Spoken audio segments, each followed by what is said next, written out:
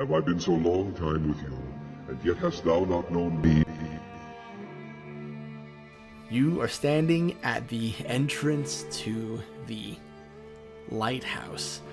There is a wail off in the distance, summoned by the third beat of its heart from the box. Captain Mudge, upon opening the box that exploded in his hands thanks to a generous donation of souls and a whole lot of righteous Christians diving headfirst at the behest of Deacon Ernesto, has been covered in a huge ball of light. As that light disperses, you see Captain Mudge finally for who he once was. No longer standing in all black like a captain of a pirate ship, but rather dressed in church clothes. Black slacks, a black coat, little white shirt with a little nice ornate bow tie situation around his neck. He is now clean shaven, his hair slicked back, his shoes worn from walking all around the New England countryside. And he reveals himself to you in his full-fledged glory and goes, "Hello, my brave crew. We are here today to take what is ours, to take what we are owed in life. We kill this whale means we will have unparalleled access to the kingdom of heaven. It'll be ours to govern as we see fit. All we have to do is stick 13 harpoons into that wretched beast and it is ours." Wait, this is to get like a government job? We can become God. Deacon Ernesto is kind of shocked at the loss of his situation, and when he hears you can become God, Ernesto starts to quickly walk towards the ship. And as he passes by Captain Mudge, he says, Then what the hell are we waiting for? My thoughts exactly. Puts his hand up to his forehead, salutes you all, and says, "All aboard. We sail for salvation."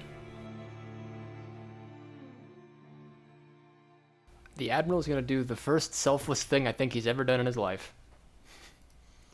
He's going to start distributing souls. How do you divvy them? 10 souls a pop to Ernesto, to Annette, and then to Roaden. Donating 30. All right. Soul count. Roaden, Annette, and Ernesto 11. Jacques 20. They always take from the top, those bastards. In true Admiral fashion. So you climb aboard the worthy Mapple, and you start sailing towards the Hellwhale. You see the whale gnashing, writhing, raving in the Stygian sea. You see a collection of both angels and demons trying to wrangle this thing, trying to capture it in their own net, trying to get the whale back under control, but you steam full power ahead. One last time before your final fight with destiny. What is going through each individual person's head? What do you do on the ship? Gosh, I don't really know what would be going through the Admiral's head. He'd just be kind of standing there stoic, face to the wind, as if this is the only thing he's ever known how to do in his entire life, is just make war. I think Ernesto would, when the Admiral has a moment and is maybe thinking about strategy or looking out into the sea, Ernesto will stand beside him, giving him his space. And he would say, "I am obviously not made for war in the same way that you are.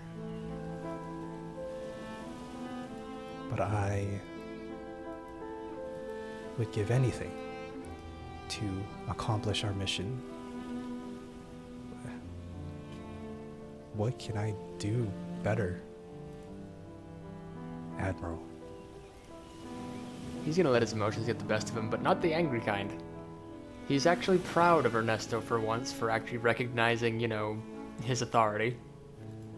Oh boy, he's gonna just put a hand on any part of you that is not currently covered in arrows. I guess, part of your shoulder there. He's just gonna look you in the eye and go, Ernesto, you've been doing a very fine job in this service. But leadership is not your sort. I need you right now to focus on killing this whale. Is that understood? Yes. I'm asking how I can do that better. As far as how you can do better?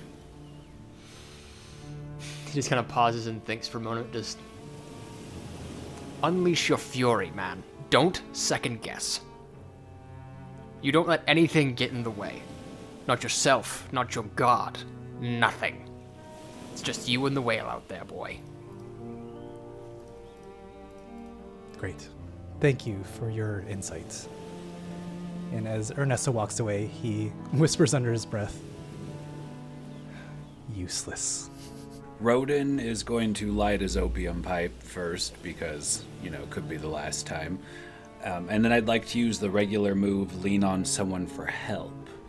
And though I try to avoid intermixing the nets, I'm going to approach Annette. Miss, some of us, I think, deserve to be here. And some of us could maybe deserve to be back in that shit show on Earth, but I don't know if any of us deserve to be in charge. What do you think? In charge? No. I don't think any of us are capable of being leaders at this point. We're too much like God. In what way? I mean, I'm here just for putting random danger in the world without any prejudice. That's what he does. You're here for seeking justice for those who have no voice. That's what he does. The Deacon's here for wanting power. I mean, we don't really have to even talk about that, right? And then the Admiral's here because he wants a foe. And what is that but the devil? I mean, together we might make a god, but we'd be a pretty shitty one. I'd rather just kind of be here, or be nowhere. I don't think any of us would make a good god, which I guess puts us on par with the one that we're currently against. I mean, I guess no one's saying we have to be a good god. I mean, the god that people look to is already one of vengefulness. I feel like we would be the same.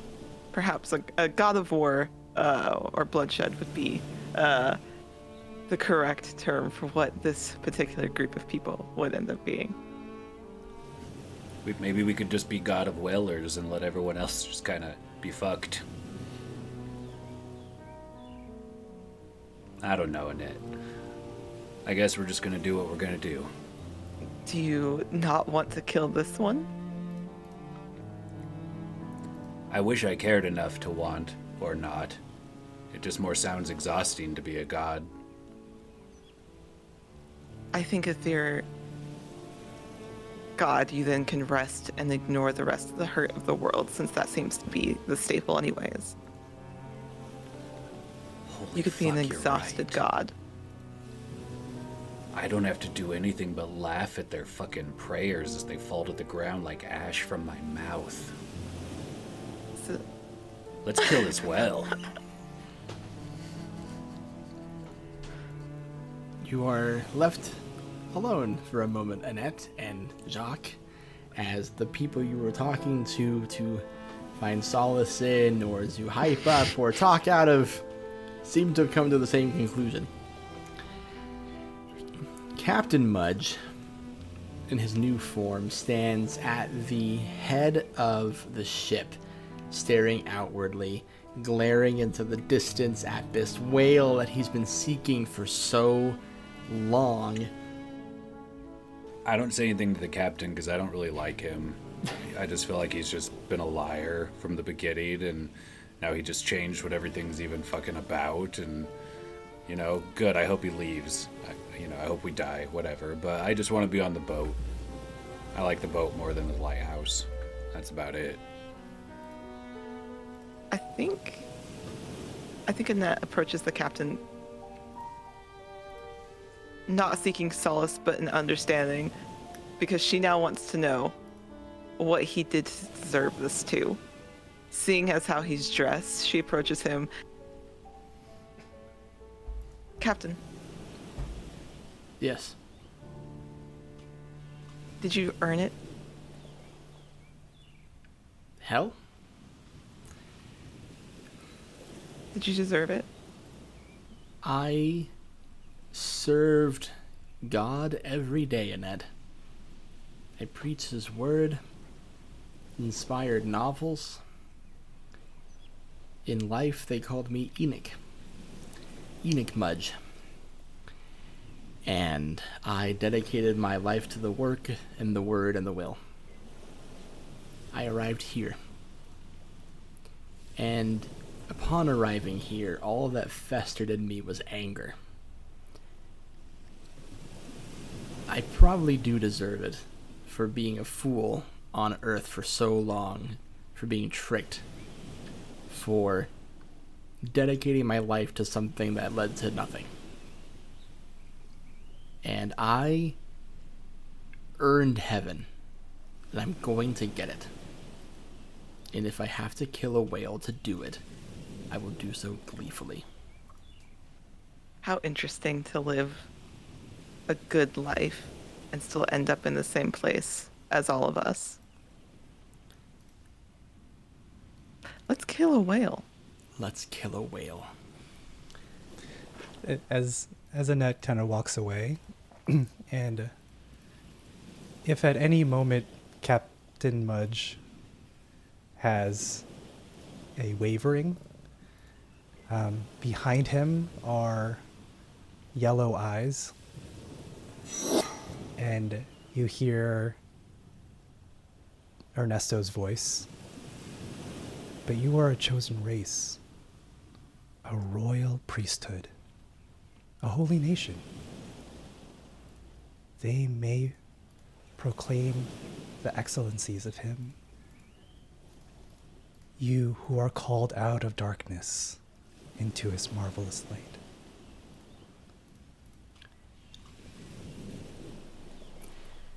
Mudge takes a moment, smiles to himself for a second, turns around to see that Ernesto seems to have inherited something that he also has, and you see the flash of yellow in Mudge's eyes for a second as well, and he goes, I appreciate it, but my belief in such things has wavered in the past couple of eternities.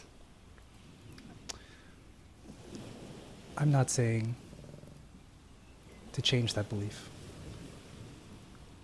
I'm just saying that we are royal. We're about to be. We deserve this. As soon as you say we deserve this, we get fucking going.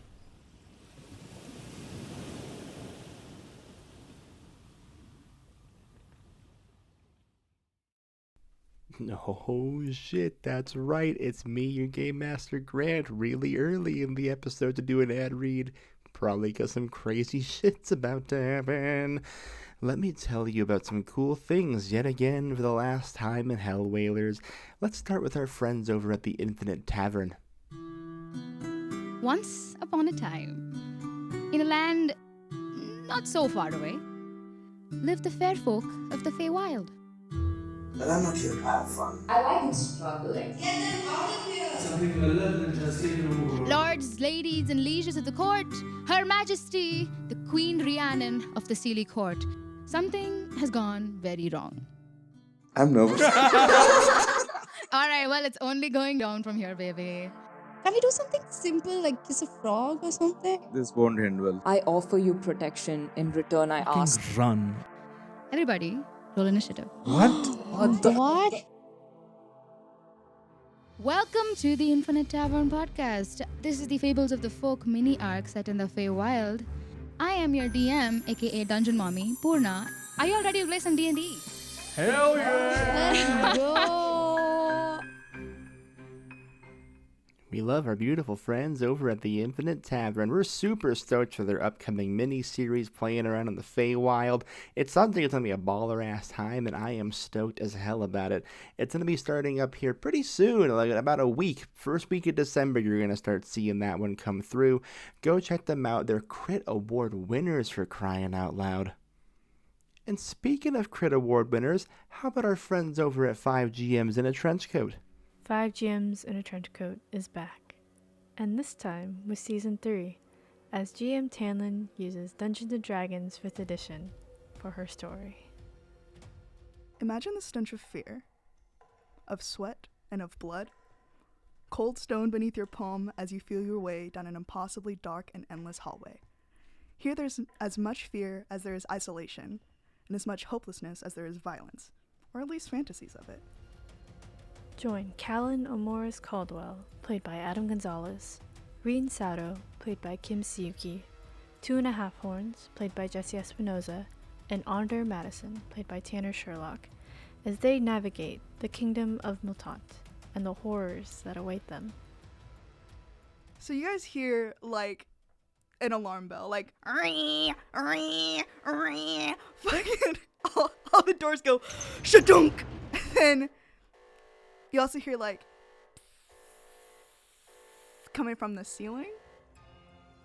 5 Gems in a Trench Coat is a TTRPG actual play podcast where 5 friends take turns weaving stories through the tabletop game of their choice each season, with new episodes out every Monday, wherever you get your podcasts. We are in Silent Hill. It was just a joke before! The third season of 5 GMs in a Trench Coat has been nothing less than incredible. Highly recommend you check them out while it's still early in that season. They've also got some cool mini-series happening and some neat experimental things they're doing on the show. Go check them out immediately. Alright, time to do some shameless self-promotion here for a minute. Starting December 1st on the Game Master Monday Twitch channel, we will be launching the next Game Master Monday Presents miniseries. This one is called Quasar, Tales from the Void. Quasar Tales from the Void will be GM'd by the game's creator, Arcane Whiskers. It will be airing from December 1st through December 22nd every single Sunday at 10 a.m. Eastern Time.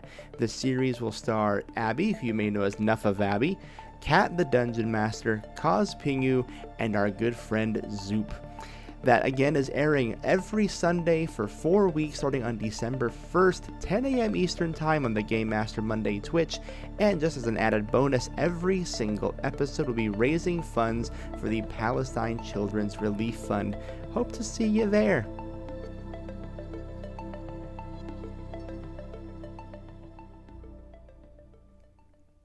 But that isn't the only charity mini-series we'll be doing this December, because starting December 3rd, we will also be running a mini-series of The Festive 3.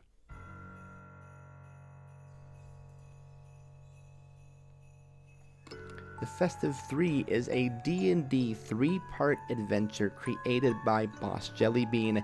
It will be GM'd by our very own Jenny, who you may know as the voice of Fleet Admiral Jacques Noir. Series will star Freddie Powers, Mozzarella, Rose Tears, and Spunky Taylor. This particular series will also be benefiting the Palestine Children's Relief Fund and is going to feature a variety of giveaways, so you can donate and potentially win something. Lucky you! That series again will be on our Twitch on twitch.tv/GameMasterMonday every Tuesday starting December 3rd at 5:30 p.m. Pacific Time. See you there and happy holidays. At least hopefully they'll be happy, am I right?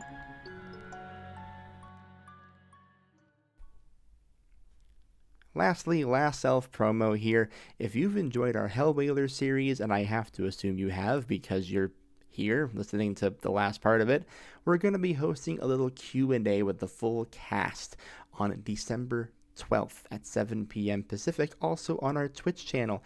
You can come in, ask us questions, talk about the system, the cast, the characters, me, I guess. Throw tomatoes at me if you want. We'll also be giving away a physical copy of the game courtesy of our friends at Plus One XP. So if you really love this system and want to have a chance to get your hands on the book, which is beautiful by the way, you should come join our Twitch stream. We'll be giving out that book at the end of the stream. Hope to see you there. Hope to answer your questions, and hopefully those questions can lead you to finally making it into heaven. We're experts at this point. All right. Enjoyed that break? Good. Enjoy the rest and the finale of Hellwhalers.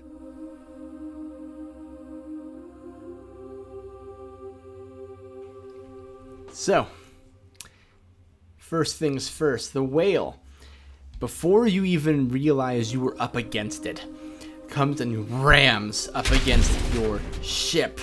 Yes, your ship, which can still take damage, and if it sinks, will take all of you down with it. The whale is immediately attacking you and does a W to your wrecked status on the ship. As a reminder, you still are in the claimed category. Any amount of crew harm will lead to one of your deaths. Proceed carefully. Mudge, as soon as the whale smacks against the ship, pieces of wood floating out into the Stygian Sea.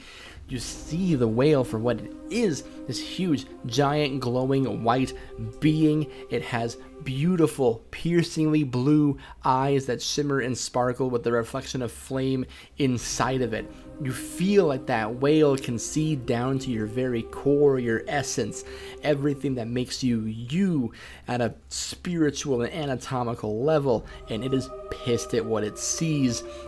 Mudge stands and turns to all of you and says, "Man the harpoons, my followers, my crew.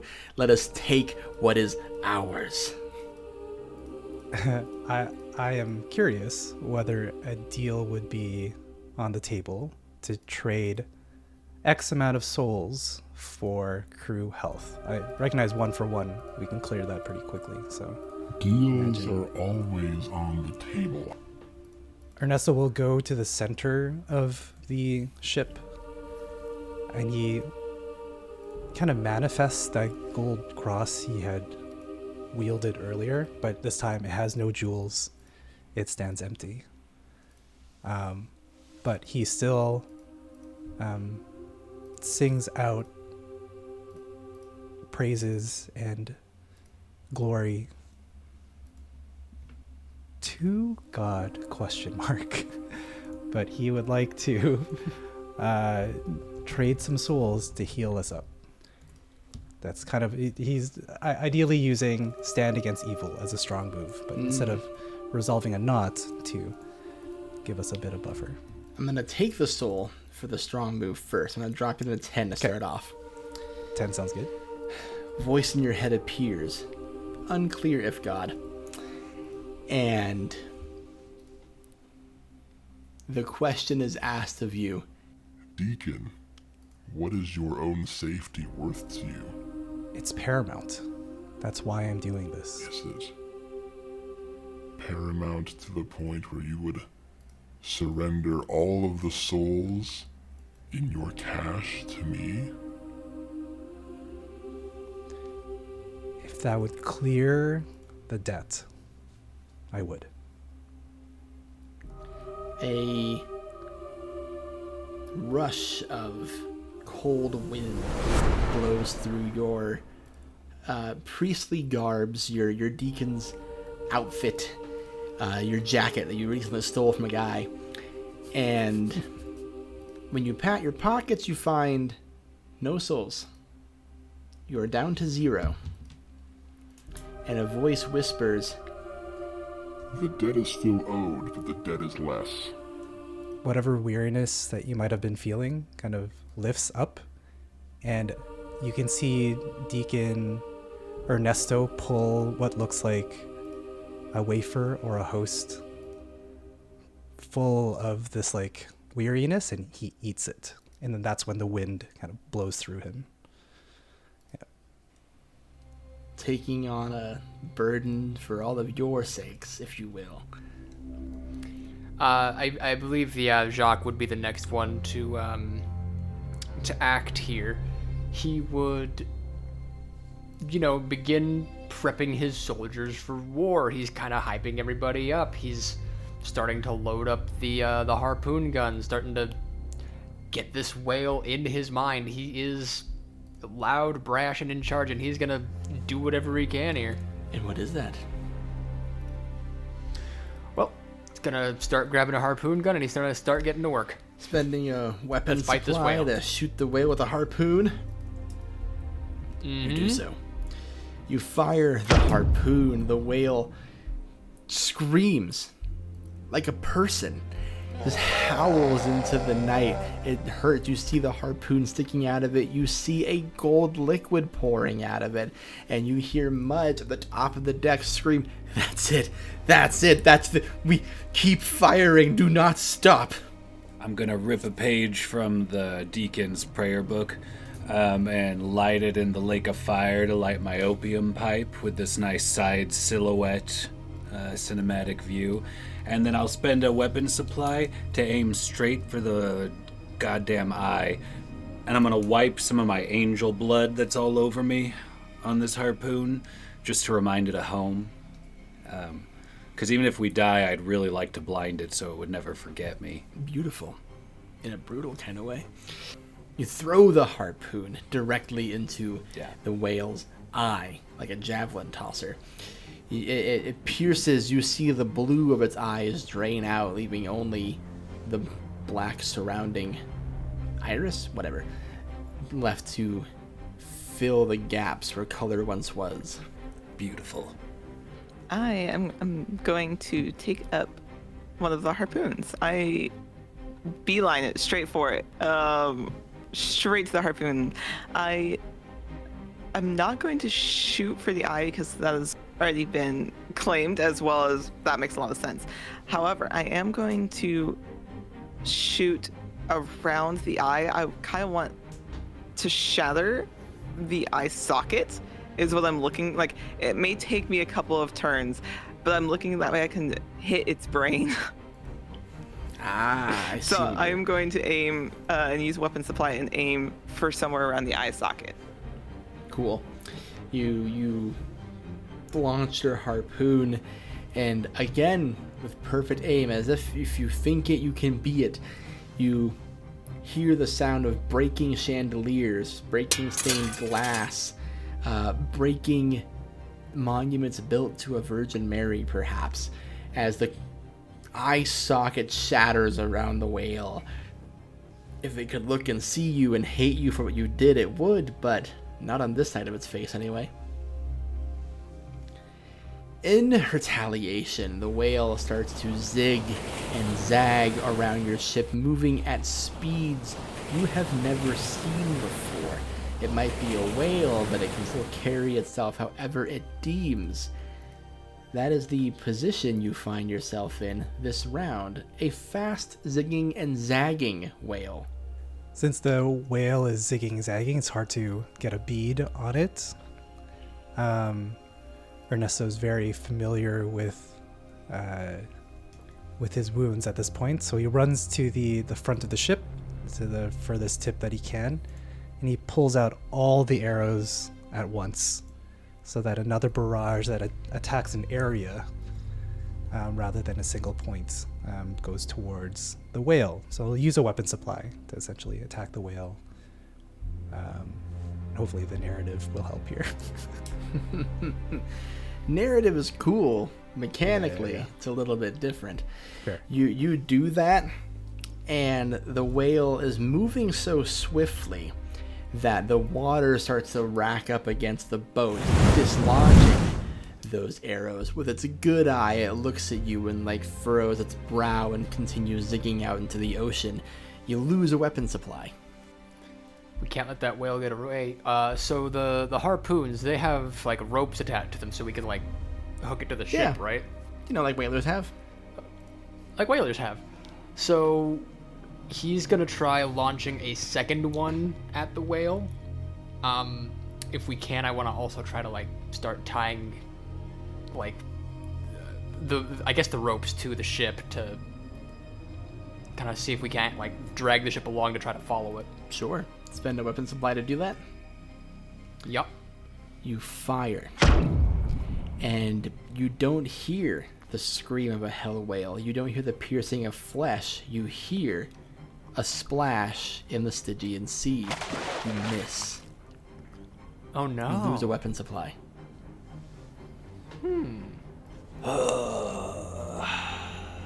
I'm gonna tear out some of my nets and any nets I can find over the top of the ship and start tossing them off the sides to make almost like a barrier to entangle the whale should try to ram us, to slow it down, to, you know, if it's invisible right now, to give it like a shape, and almost do like a defense preparatory move of throwing these nets out on the different sides. Okay. Costs you a weapon supply to do so, but there is defense around the ship now, which brings you to a net. I'm gonna try harpooning it again. We need more. I see what the Admiral is doing of tying the ropes to the ship and want to add to that. So I am going to attempt to hit it again. Would you say that you are standing by my split-second decision? I am standing by your split-second decision, yes. Have a soul for free. Thank you so much. You fire your harpoon into the whale, but wait, that's not a whale. That continues to be just the ocean. It continues to just be a miss. Your harpoons this round fail entirely, and it costs you a weapon supply.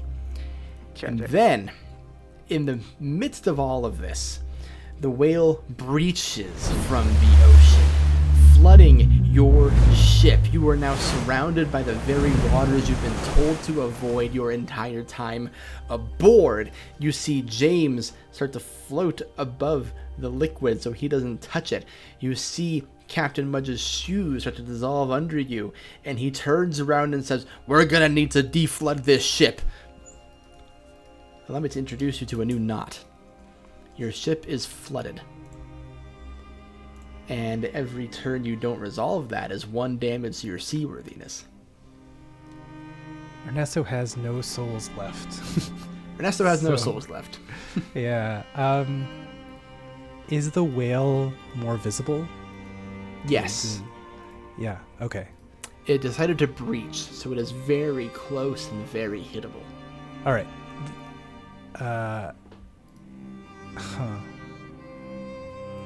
Yeah. As he breaches, the water washes over. The ship is flooded. And Ernesto says, "I won't miss this time."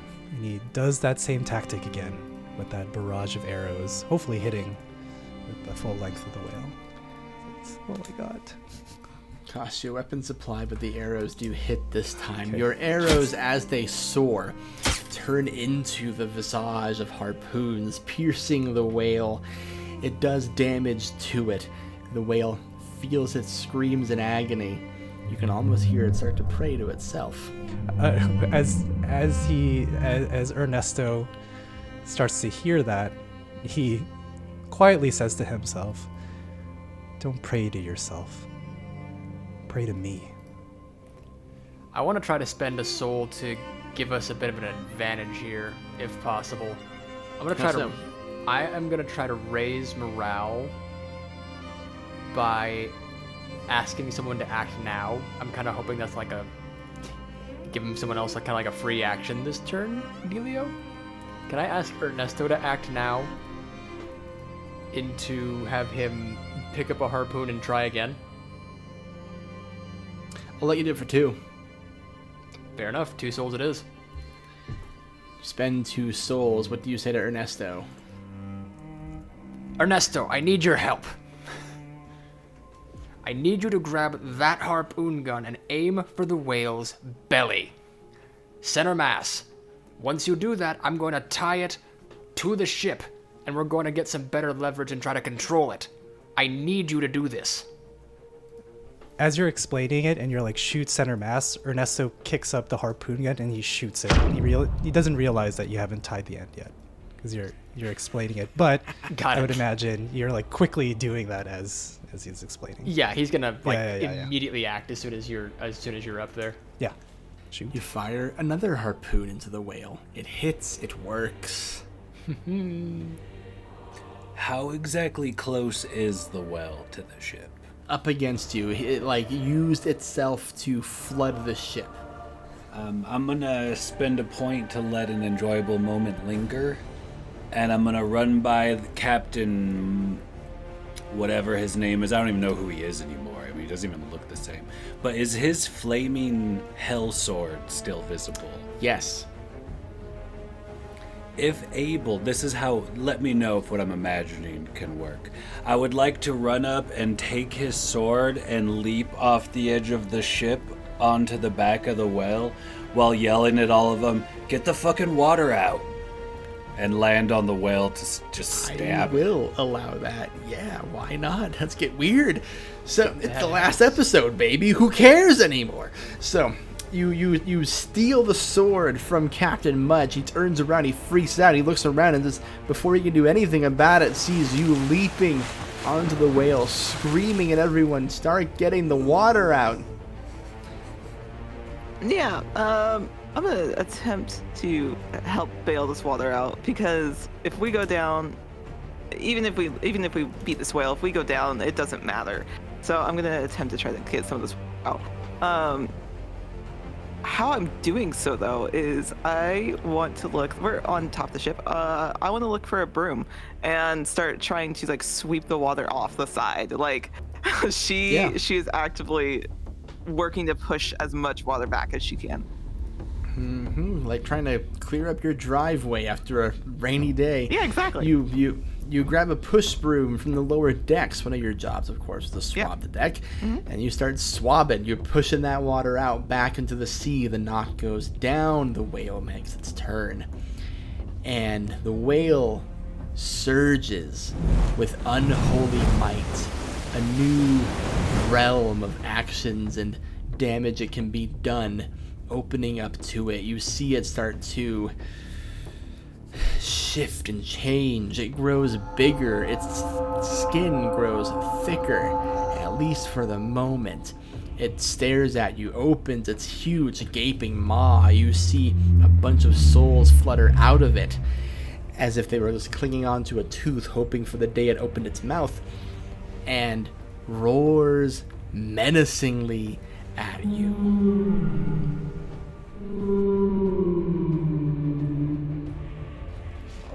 As much as I'd like to shoot a harpoon into the mouth, I think Ernesto will see the water starting to really make an impact on the maneuverability of the ship. And he finds a spot where he knows that it doesn't go into the like the lower decks, but rather is maybe an edge that he can break so that the water will, essentially creating a spout so that the water will start to pour out from a edge of the deck. Yeah. So I'll use a weapon supply to make that spout. You do so. Great. The spout happens like a drain, just kind of going down the sink. It starts slowly exiting. The knock goes down by 1. I neglected to mention earlier, but your wrecked status also gained an E because the knot wasn't resolved yet, but I'm sure you assumed. But then it goes to Jacques.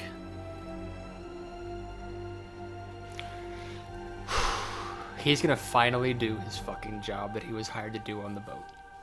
He's gonna be the cabin boy and start getting the water out of the ship. Great. How do you do that? Well, he's gonna grab a mop bucket and just start bailing water out back into the ocean, and then just see if there's any like holes in the ship he can patch up, I suppose. Yeah, there's the one that Deacon made. So yeah, for sure. You take the bucket, you get it all out, running around like a man possessed. You get all the water off the ship. You patch up the drain hole. The knot is resolved.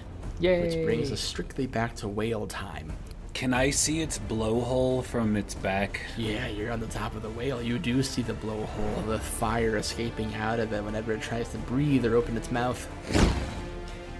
How big is it compared to my body? You're standing on it feels like you're on top of a mountain. Amazing. The blowhole, you could probably easily jump into it. It's like a pool, it's like an ocean, it's like a deep, dark well. Well, I'm gonna make my way to the blowhole, and if I can look in and see a space, I will totally jump in with the captain's sword. If it looks like, oh, that's lava and it's about to come out and kill me, then I will back up a little bit, but use it as a point for sword work. Looking inside of the blowhole reveals pitch black. Pitch black. Fuck yeah. And I'm just gonna jump in with the sword, completely flabbergasted at why he's even doing what he's doing. But being a god sounds pretty exhausting still, to be honest. So I don't know. At least this is kind of weird. I've skinned a lot of fish, but I've never been inside of one. You dive in and you start carving around any edge you can find, I'm assuming. Unless I see like a giant glowing ball of like souls pulsing or anything like that, because then I'll probably go for that. I will say with whales, the blowhole can lead to the back of their throat. So the further down you go, the first thing you're probably going to see as far as a glowing orb goes is its uvula. That's fine. I will keep going deep throat into this whale. So you do. And then it goes to Annette, who remains baffled on the deck.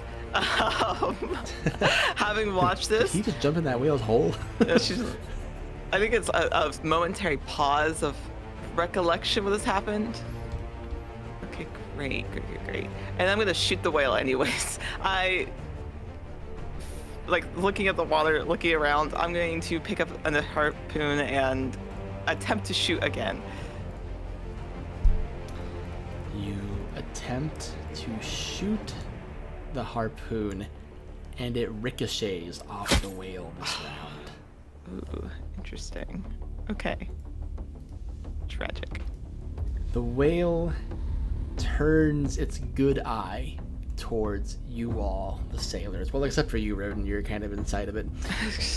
You've Jonah'd yourself, but you are... The whale turns and looks at the three of you, and you all shudder with dread. But that's it.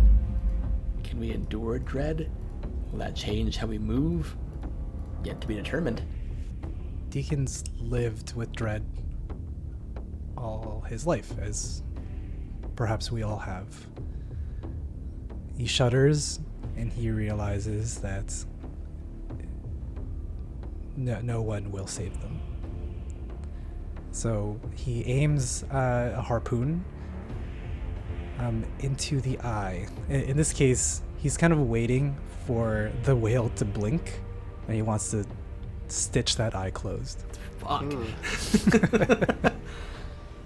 You wait for your opportunity. The eye closes. You fire. It lodges inside of the eye, pinning it shut.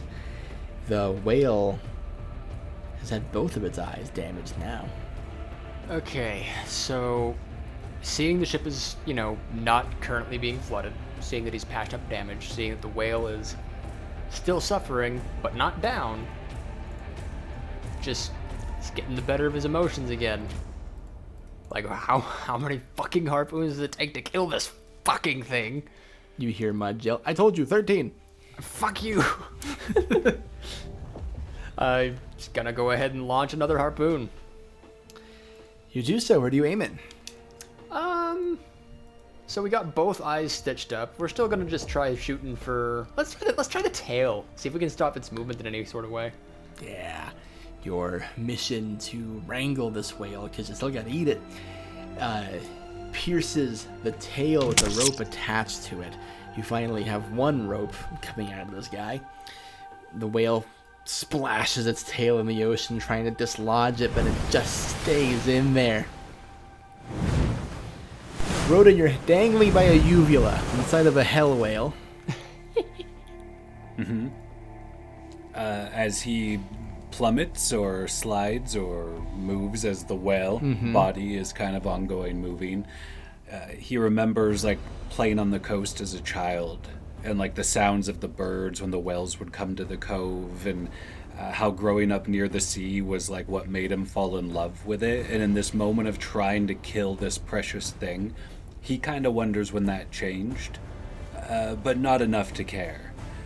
So he is just trying to move his way through this, looking for like vital organs, sacks of gold, fluid, things like that. But if he gets frustrated that he can't find any, he'll just like start scraping that sword along the side of anywhere he is, just to basically expand a weapon each turn. Yeah, at least. No, I understand that, and that's what you'll do. So you're not swallowed by the whale as of yet. You are still firmly in its mouth, so you have uvula, tongue, inside of the cheek, teeth to choose from. Ooh. Well, bristles is the whale, but you get the idea. Baleen, I believe it's called. Yeah. I think I'm going to like tongue stab and let it start me sliding down the throat like a repeller in like a rock tunnel. Ugh, that with hurt the me. fire of the sword. Yeah. Just Yeah, you stab down, you descend lower as you get closer and closer to the back of the whale's throat. It screams again, gold and blood pouring out of its mouth. You other whalers can see whatever Roaden's doing in there. It's sure fucking him up. Ugh. And Roaden's accepted he's going to die at this point. It's just, I don't want to stop moving because then I'll be tired. I have a question. Was it said to us that we had to kill the whale to be able to eat it, or? Interesting semantic. What are you thinking? Well, it has many harpoons in it. If I were to reel one of the harpoons in and take any of the meat off of it and then do something with it, then does that count? Is Annette's thought process? I will say that the rules for eating a whale probably weren't that thought out. That the easiest way to ensure you could eat it was to kill it. However, great. If you like raw meat, she's already dead. Yeah. Yeah. Touche. I think I'm gonna attempt it. I'm gonna try to pull actually one of the harpoons out and like pull it towards me. And so you do. The very act of doing so, I will say this costs you a no. You can take a soul. You can take it. I was gonna be like, yeah, let's do that. It'll still work. Moss, if you hear this, I love you, but I'm sorry. We're it's like jazz. I'm stress testing it. Don't mind me. You're stress testing it. So you pull the harpoon out. It'll cost you a soul to do it. There's a chunk of hell whale flesh on it.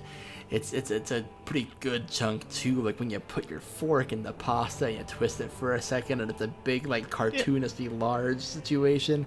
That's what you get there. Great. I pull it back towards me. I glance to whoever else is on the deck still. It's kind of just like do a shrugging motion with their shoulders, then put it in my mouth. The hell whale does come up to your ship again, and it crashes up against the ship, and it rocks and frays. Like you start to feel bits and pieces of chunk coming off of this guy as they pelt you and damage you and rock the ship. You add an M to your claim table, but Annette, as the person who had to stand closest to the whale to pull that harpoon out, you are thrown overboard. when the ship gets knocked, you fall into the sea. A new knot presents itself to the crew, and it's Annette literally floating in the Stygian Sea as she is wont to do. You have to save her. I think Ernesto will look down to the arrow that Annette had pushed through him that led him into that cube of lights and love and hope, and say, I think a debt is owed. But, and he throws a harpoon towards Annette, not to hit her, but rather to be a lifeline. Could you imagine if he just took me out, just harpoon gun me? Yeah, it's just like, let's not waste our turns. It's like, oh, sorry. I don't think Ernesto would have tried to hit Annette, but maybe the sea had other intentions. Hell. But Ernesto will throw a harpoon to be a lifeline to help resolve this knot using a weapon supply. The verbiage, a debt is owed, whispers on that harpoon you shoot out there, not intending to hit Annette. Perhaps she lifts her hand up to see, and then a pierce through her hand. You can at least pull her in now. And the knot goes down by 1. Jacques. Okay, so she's in.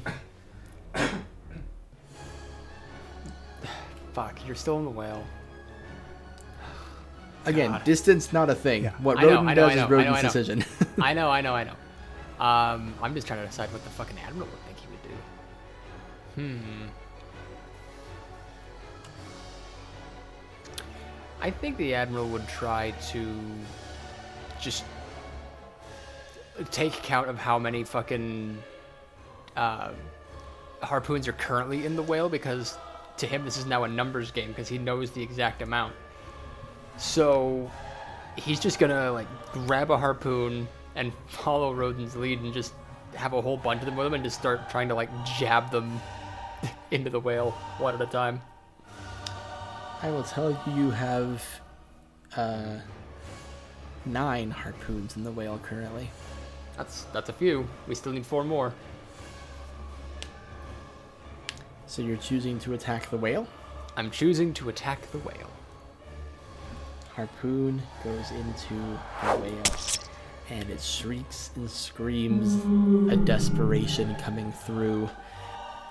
So I'm sliding down the whale's throat with the sword in it, while telling it how I won't fucking let go until it blesses me and gives me a new name, as I descend through its body.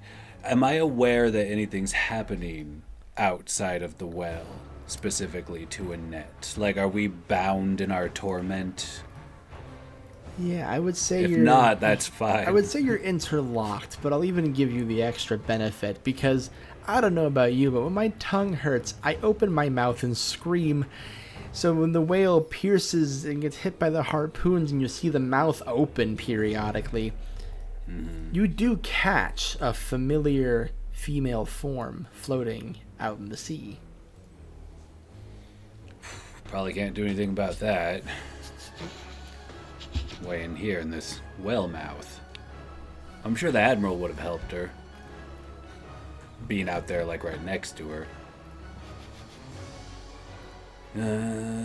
Okay. And I think he's going to be moved by, if this is the end, might as well try something different. In the last couple decades, he was actually alive, and he's going to give a shit for a second, even though that's never impressive. So scooping up some of the golden whale blood, he's going to just take a mouthful like it's honey as he's coming to the land of promise and run forward to jump like past the teeth. He's a wonderful swimmer, to kind of dive past the teeth and land to try to get to Annette. Gonna take a soul for that. And you can take 2. How about that? I raise you. Deal. Yeah. I'll take 2 souls. I tell God what to do. I love an offer. I'm a bargaining god. You spend 2 souls, sacrificing your own collection to help another. Annette, there's a harpoon inside your hand, and Roaden has come to bring you to safety.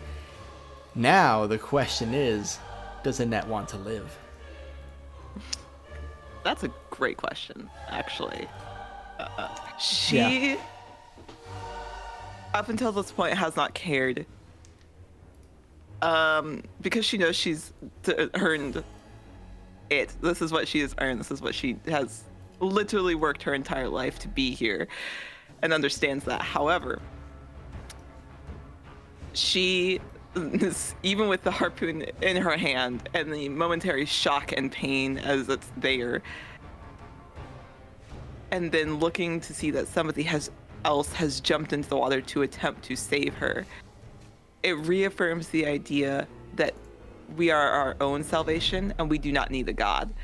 And she grabs onto Roaden. I've always been good with nets. And I very easily paddle on my back while an arm around. I'm very comfortable with the movement and the motion. And probably oddly somber at what physical contact would kind of click in his terribly lonely, sad, miserable mind. But also realizing, we're in hell, there's a big well, and it's not the time to be sad. It's the time to die. So you both reappear on the worthy Mapple, the harpoon pulled out of your hand.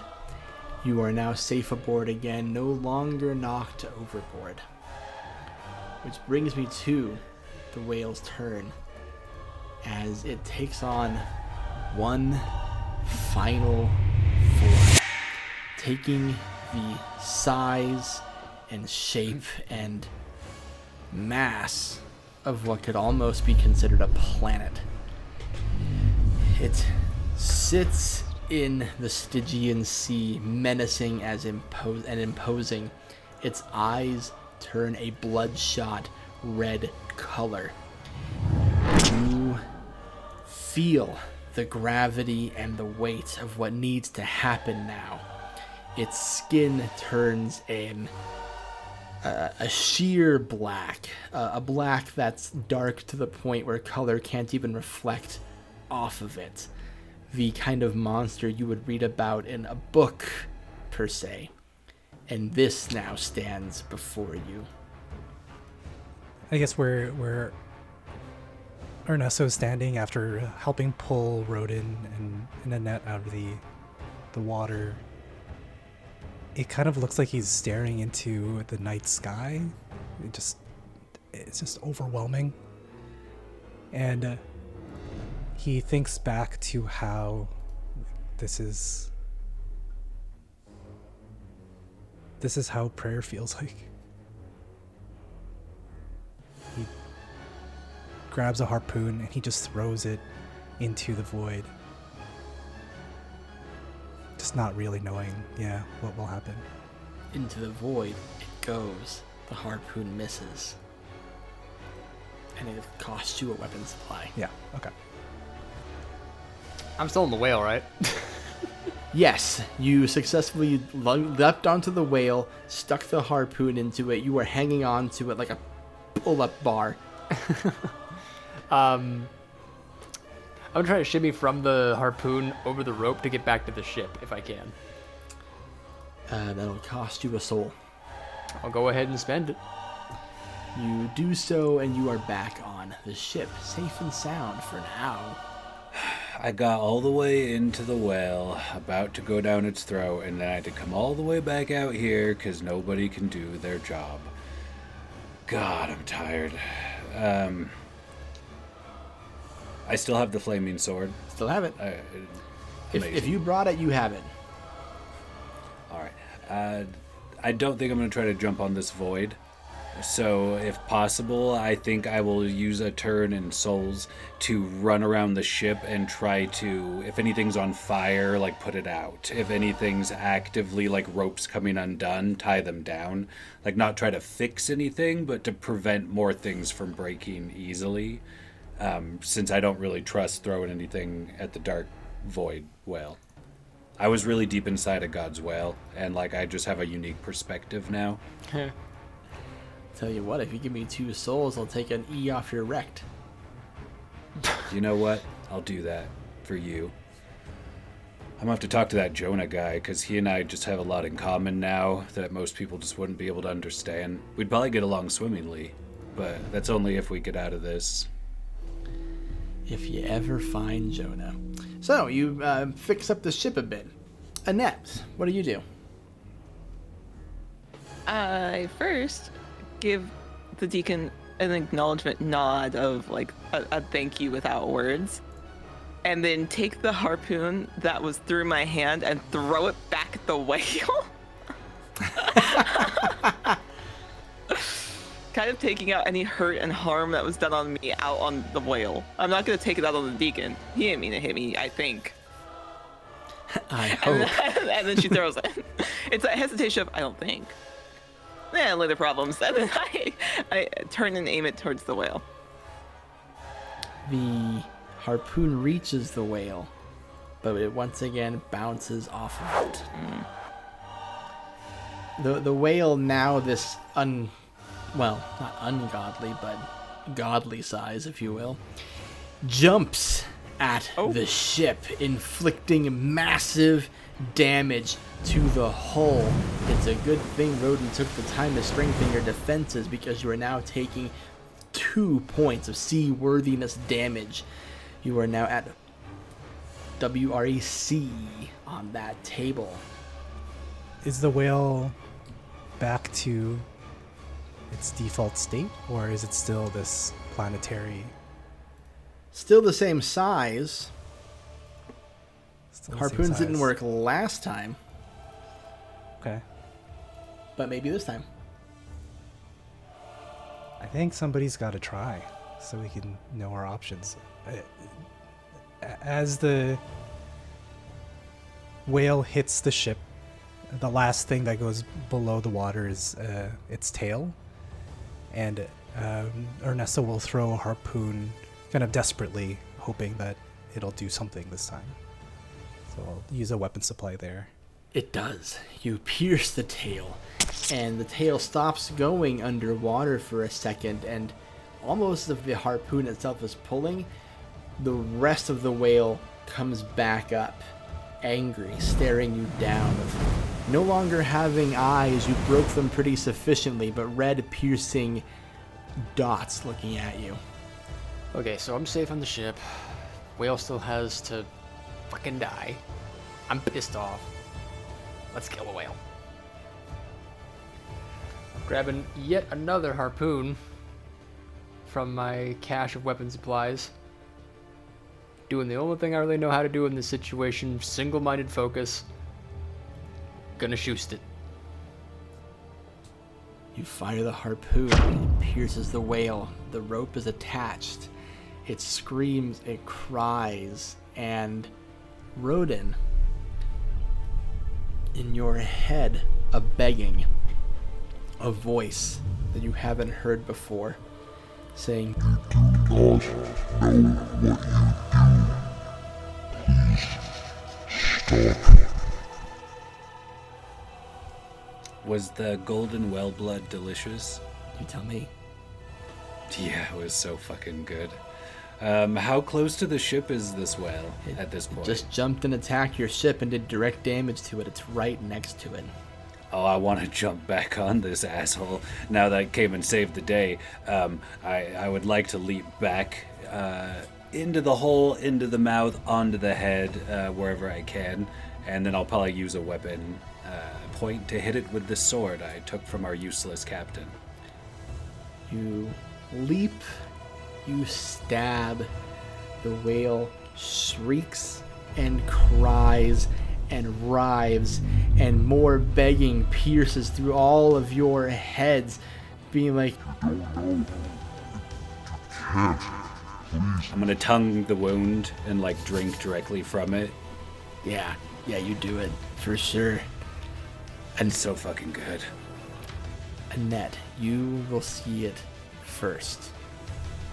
The red eyes of the hell whale dimming, fading, leaving nothing but two gaping portals where eyes once were. The demons and angels that were flying around it, trying to wriggle it in, look at it in horror. Look back at you, look back at the ship. One of them speaks up and goes, "What have you done?" The Hellwhale, Annette, is destroyed. Where's the captain?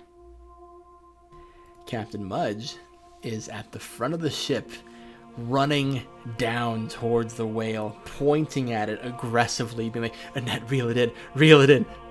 Everyone, grab a rope, reel it in, god damn ye." We're reeling. I'm drinking from it. Describe to me how the captain looks in this moment. Deranged. The yellow is back in his eyes. You can kind of see the sludge starting to come back onto him. His voice has already reverted back to where it was. He's kind of going back into that demon captain mode you remember him from, but it's fading back and forth on his personality. Having been on the ship for a while with the captain, do I get the feeling that he is human? Or is this something else? You get the feeling that Captain Mudge was human. Having looked at souls and bearing them myself, do I get the feeling he still has one? In this moment. One to lose? Probably not. Maybe the captain was claimed long ago. And everything is freaking out about the whale death, yes? All the angels and demons are deeply upset and screaming and panicking. The whale is dead, but Mudge is celebrating. I pick up a harpoon from where I'm standing and I run it through the captain. I want to aim for him as he is yelling my name to reel in the whale, reel in the whale. I let go of my hand I had previously thrown and I run it through him. He grabs at his chest and he looks at you like a man betrayed. A familiar look for Annette the Guilty. And he staggers backwards and looks towards the sky and says, "No, my kingdom. Am I born to die? To lay this body down?" And he goes towards the edge of the ship, topples over, and burns in the Stygian Sea. The fog known as James, who is steering your ship, looks out at the captain melting away, going back into the depths, and whispers to himself, "Well, that's enough of that then." And he dissolves into mist and floats off into the ether. You're now alone on the worthy Mapple. Come taste and see, my friends. It's so good. Well, he goes forth. He abandons his usual prim and proper stance and consumes of the whale. He partakes. It's delicious. Better than anything I've ever tasted. It's good I'm not driving. Whew. Wait, who can steer the boat? You can steer the boat. We're fine. Yeah. I think Ernesto tries to keep his composure and essentially stands where Captain Mudge was, and then carves out a piece of the whale and begins to eat it. You can see that his knees are buckling and the arrows in his body are shaking and clattering against themselves. Annette, you have double killed the captain. To put it the way Jacques did in the first part of the adventure. James is gone. Your companions are all eating of the whale. What do you do? I think that she's let the rope that was tied to that one harpoon slip through her fingers. She lets it drop. And she waits. She sees what happens. She is looking at the other three who are engaging in this activity with mixed emotions as she waits. Then you get to see this. As the other three feast and enjoy the greatest meal they've ever had, you look out. You can still see where the tower, the lighthouse, stood. You see it dissolving into the air as pieces of it break and flutter off into the distance. If there were any people left standing, the ones that may have been restored after the Hellwhalers' death, they too begin to dissolve into nothing. They don't scream, they don't cry, they just are gone, becoming part of the sky itself, maybe vanishing entirely. The being who welcomed you, gone. The angels and demons who were trying to wrestle the Hellwhaler, fading into oblivion. And then you see the Hellwhale's eye sockets that you shattered, and they've turned into small portals, and you can see a beautifully decorated room inside of them. I think I step into the room. Out of curiosity more than anything else. You step into the room. It's more than a room. It's a kingdom.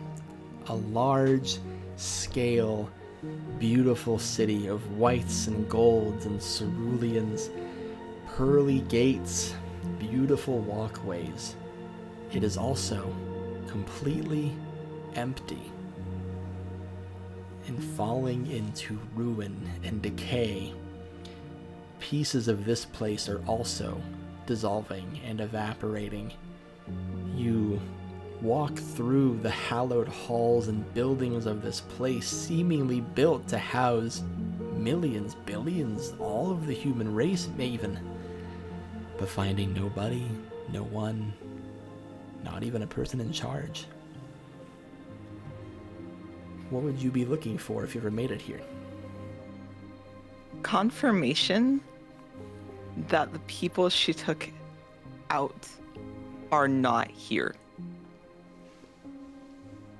Easy. No one is here. Not the people you killed, not the people you helped, not the people you've never met. Not a soul besides Annette Ellison is in heaven.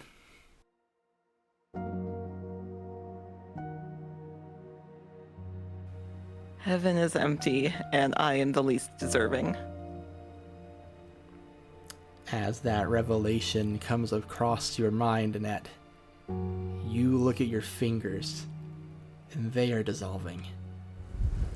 You are beginning to flutter into the nothingness, your limbs disappearing. It doesn't hurt. It just is.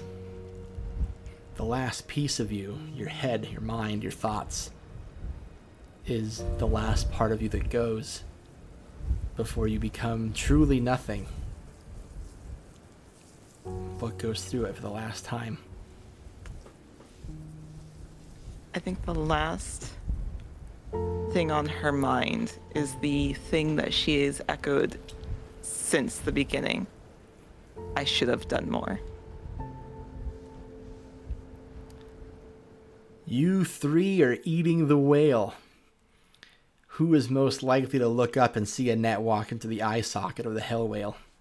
I started eating it first, so I may come to a fullness earlier. But I also cut it up so I had it on like a little plate like communion and was walking around offering it to the other two if they wanted to eat and drink of this body with me. Because I'm kind of a man reborn, I'm covered in angel blood, in whale blood. I've eaten both. I saved the day. I saved Annette. So I feel pretty fucking psyched right now, like I could eat God. And I think if I see Annette fall out of sight, I would definitely be drawn to it.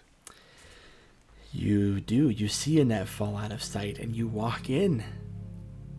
There it is. The kingdom of heaven. But completely empty, and looking like it's falling apart. Same. What would Roaden be looking for if he ever made it here? There's nothing for me in heaven but Annette right now. So, I'm looking for Annette. Fuck heaven. But I don't think I see them. You don't.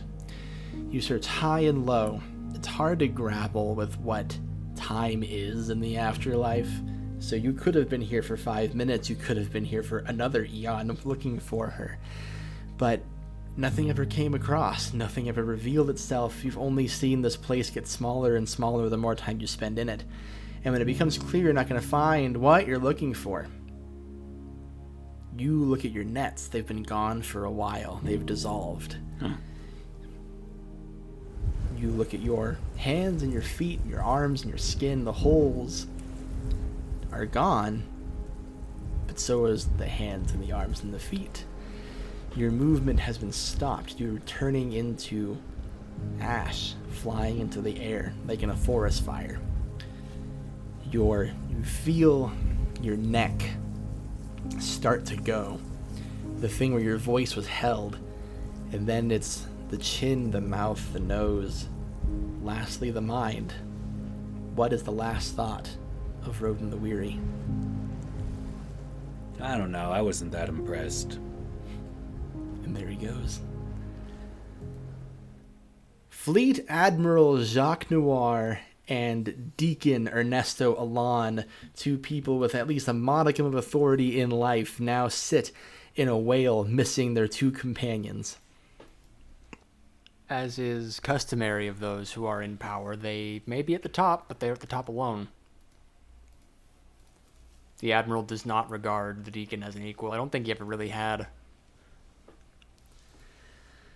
He simply nods, tells him you did a good job. We've earned our keep, and I suppose our reward. I'm going to go accept mine. The Deacon bows and says, "Thank you. Please, go ahead." He simply bows his head low and stands up after devouring some of the flesh of the whale and proceeds. Deacon, do you follow Jacques? Definitely, but I think cool. Letting Jacques kind of take the lead there. You go together. I'm not even going to ask what you are looking for in this place. Deacon, you know where this is. This is what you were promised. Jacques, you have to understand this must be the reward that you were promised as well. And there's only one place I can think to put you to.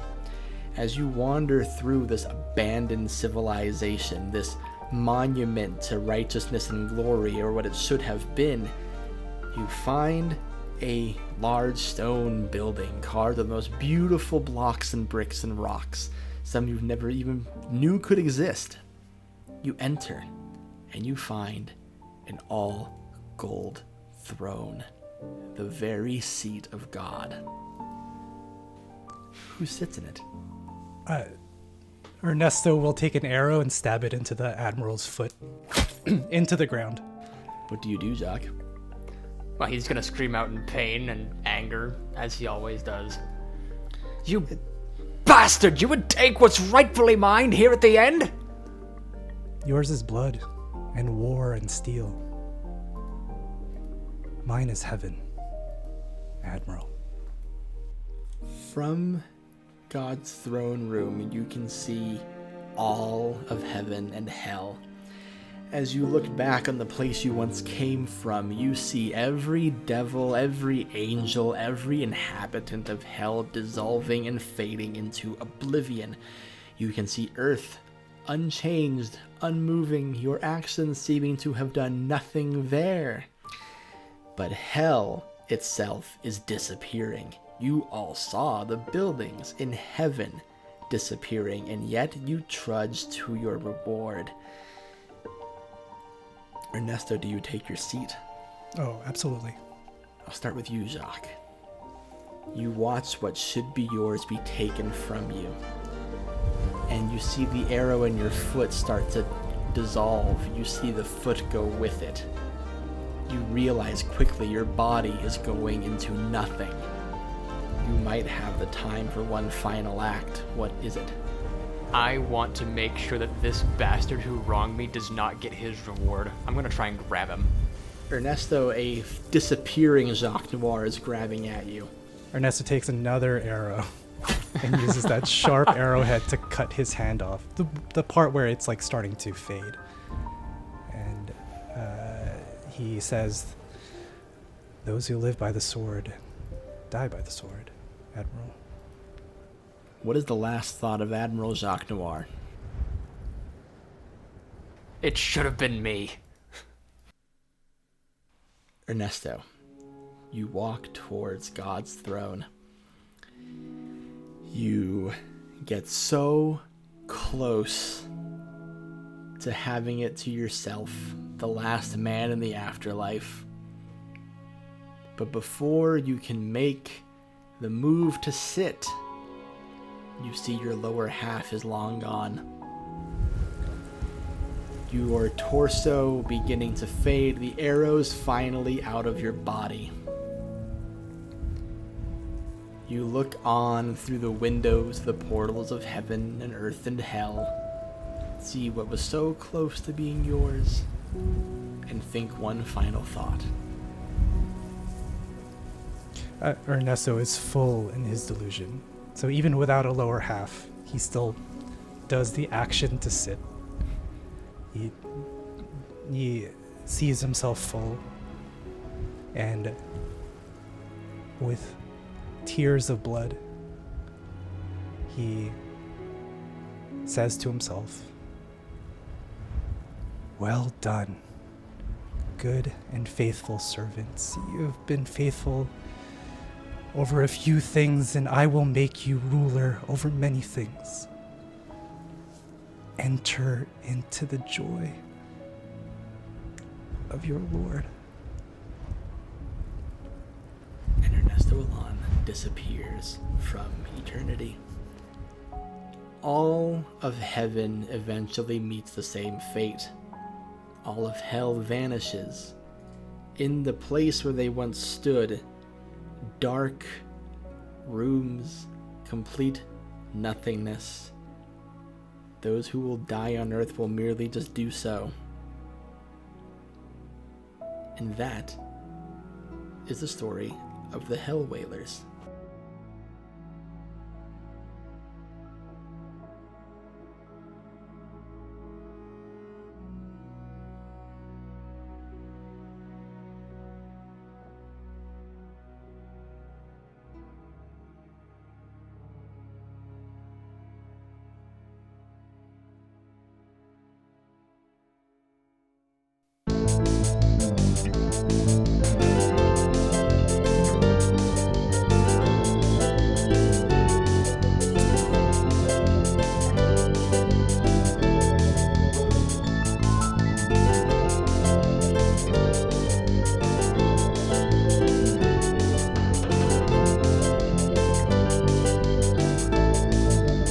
Now the question is, does Annette want to live?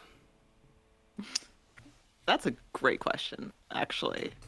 I wish I would have asked that ahead of time, like text it. Yeah, like next time just shout at me. Hey girl, you want to live? Hey girl, left on red. Left on red.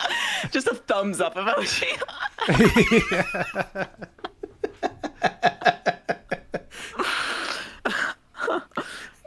I did a phone down here. Hell phone. It's great service. Anyways. Sometimes the after credit scene writes itself. Anyway, go ahead. Truly.